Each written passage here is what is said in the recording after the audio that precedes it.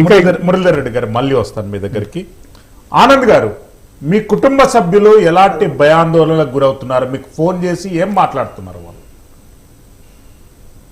అయితే సార్, కుటుంబ సభ్యుల ఆందోళన ఏంటంటే, ఇప్పుడు గల్ఫ్ దేశాలలో ఈ యొక్క ఫైట్స్ బాంబులు అనేది జరగడం వల్ల ఈ యొక్క మా గురించి వాళ్ళ టెన్షన్ ఏంటిదంటే, ఒకవేళ అక్కడ మన యుద్ధ వాతావరణం ఏర్పడితే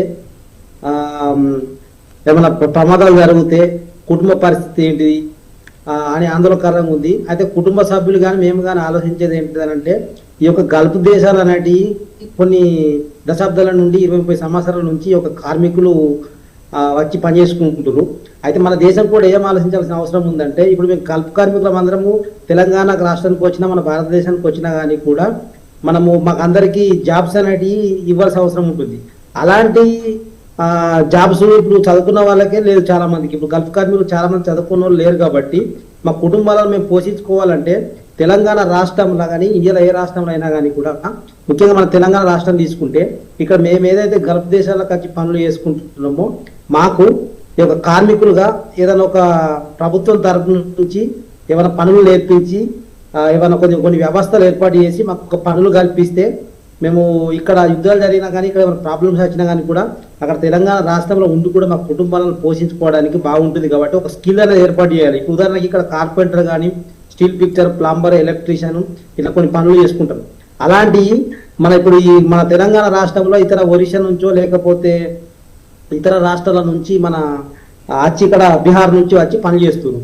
అటువంటి కాంట్రాక్షన్ వల్ల కూడా మన గల్ఫ్ దేశాలలో ఉన్న కార్మికులకు పనులు ఇప్పివ్వడం, ఏమైనా కర్మాగారాలలో కానీ ఏమైనా ఫ్యాక్టరీలలో కానీ కూడా ఆ పనులు ఇప్పిస్తే గల్ఫ్ దేశాలు రాకుండా కార్మికులు అక్కడే ఉంటారు. కాబట్టి ఇలాంటి చర్యలు తీసుకొని ప్రభుత్వాలు కార్మికుల సంక్షేమం కోసం కొన్ని వ్యవస్థలు ఏర్పాటు చేసి ఆ యొక్క వ్యవస్థల ద్వారా నుంచి స్కిల్ అంటే పనులు నేర్పించి అక్కడనే పనులు కల్పిస్తే ఈ యొక్క యుద్ధాలు జరిగినా ఏ జరిగినా కానీ మన దేశంలో మనం ఉండి మన కుటుంబాలను పోషించుకోవడానికి ఎక్కువ అవకాశం ఉంటుంది. కాబట్టి మా కుటుంబం కానీ మేము కానీ కోరుకునేది ఏంటంటే, గల్ఫ్ దేశాలలో ఈ యొక్క ఎన్నో తరాలు మా నాన్నగారు గల్ఫ్ దేశం వచ్చిన నేను వచ్చిన మరో తరం మా కొడుకు వాళ్ళు రాకుండా ఉండాలంటే అక్కడ ఉన్న యువకులకు ఇక్కడ పని నేర్పించి కొన్ని వ్యవస్థలు ఏర్పాటు చేసి అక్కడనే పనులు కల్పిస్తే ఇతర రాష్ట్రాల నుంచి వచ్చి మన తెలంగాణలో పని చేసుకునే బదులు మనమే పని చేసుకొని అక్కడ మన కుటుంబాలను పోషించుకోవచ్చు, మన రాష్ట్ర అభివృద్ధిలో కూడా పాల్పంచుకున్నట్టు అవుతుంది. కాబట్టి మాకు స్కిల్ అనేది ఏర్పాటు చేయాలని ప్రభుత్వానికి ఈ యొక్క ప్రైమ్ 9 ద్వారా మేము రిక్వెస్ట్ చేస్తాం.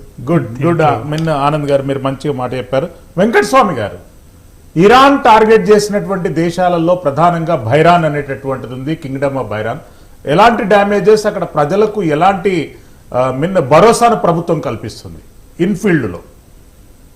సార్, ప్రజెంట్ సిచ్యువేషన్ ఎలా ఉంది అంటే, ఇక్కడ యాక్చువల్లీ బైరాన్ అనేది ఈ అన్ని జీసీసీ కంట్రీలలో చాలా చిన్న దేశం. చాలా విస్తీర్ణం కూడా చాలా తక్కువ ఉంటది. ఇక్కడ ఏ చిన్న మిసైల్ కానీ డ్రోన్ కానీ పడితే ఇక్కడ చాలా ఒక్కసారే కంప్లీట్ స్మాష్ అయ్యేంత ఉంటది మన ఈ భారతదేశం. దాదాపు మనం అనుకుంటే మాది కామారెడ్డి అండి, కామారెడ్డి జిల్లా ఎంత ఉంటుందో అంతకంటే చాలా తక్కువ ఉంటది దీని విస్తీర్ణం మొత్తం. ఇది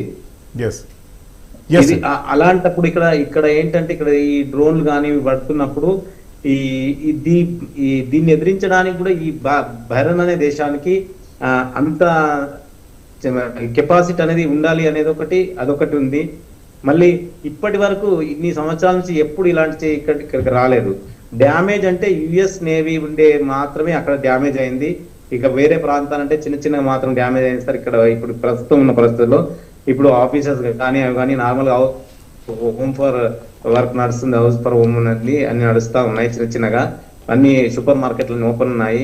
ఫ్యామిలీస్ కి ఏంటంటే ఇండియాకి వెళ్ళిపోవాలని చాలా మంది ఆతృతతో ఉన్నారు. ఇలాంటి వాటి కూడా లేబర్స్ కూడా నేను ఇంతకుముందు మురళీధరన్ గారు మన ఎక్స్టర్నల్ మినిస్టర్ ఉన్నప్పుడు ఇక్కడ బైరాన్ వచ్చినప్పుడు నేను ఆల్రెడీ ఒక లెటర్ ఇచ్చాను. సార్, ఇక్కడికి వచ్చిన లేబర్స్ కానీ ఇండియాకి రీపాట్రియేషన్ అయినప్పుడు వాళ్లకు పునర్జీవనం కింద మనం ఏదైనా చేసి వాళ్ళు సార్ మనకు, ఎందుకంటే వాళ్ళు సార్ ప్రపంచ దేశాలు అన్ని దేశాల కంటే గల్ఫ్ దేశాల నుంచి ఎక్కువ రిమిటెన్స్ పోతుంది సార్. మీకు ఇక్కడ నుంచి చాలా మంది డబ్బులు జీసీసీ నుంచి ఎక్కువ ఉంటారు భారతదేశానికి. ఆ భారతదేశానికి పంపినప్పుడు మన రిమిటెన్స్ చాలా మన గవర్నమెంట్ చాలా ప్లస్ అవుతుంది. కాబట్టి ఆదాయం ఏంటన్నా మనం ఒక స్కిల్ డెవలప్మెంట్ కానీ లేకుంటే రీపాట్రియేషన్ కానీ లేకుంటే ఏదన్నా వాళ్ళకు పెన్షన్ స్కీమ్ కానీ ఏదైనా పెట్టి పంపేయాలని ఇంతకుముందు నేను ఒకసారి లెటర్ ఇచ్చాను నేను మురళీధరన్ గారికి. ఆ లెటర్ కూడా నేను భారతదేశానికి వచ్చినప్పుడు మన రఘునందన్ రావు గారికి మన ఈటల రాజేందర్ గారికి లెటర్ నేను ఇచ్చాను.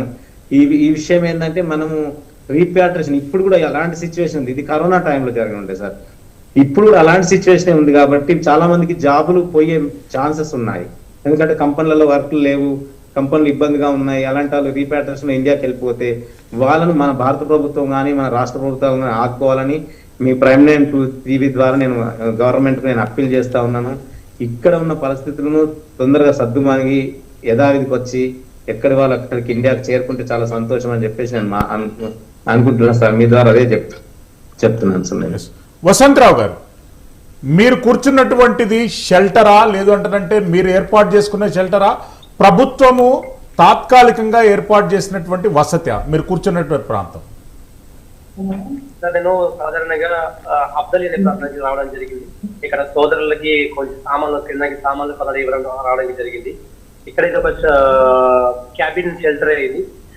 ఇక్కడ అందులో నుంచి మీ ప్రైమ్ లైవ్ కి రావడం జరిగింది. అంటే ఎంతమంది మన ప్రాంతం వాళ్ళు అక్కడ ఉన్నారు? నిన్న తెలుగు రాష్ట్రాల నుండి ఉన్నటువంటి వాళ్ళు ఎంతమంది ఉన్నారు అక్కడ? నాకు తెలిసి మన కోవిడ్ లో విదేశాలలో ఉండే జనాభా కన్నా మన భారతదేశం జనాభా ఎక్కువ ఉంటారు. అది కాకుండా అందులో భారత జనాభాలో మన ఆంధ్ర తెలంగాణ రాష్ట్రాల నుండి ఎక్కువగా తెలుగు వాళ్ళు ఉంటారు అని అంచనా. అదే కాకుండా ఎప్పుడైతే పరిస్థితుల్లో దృష్ట్యా అలాంటి పరిస్థితులు ఉన్నాయి సార్, పర్లేదు.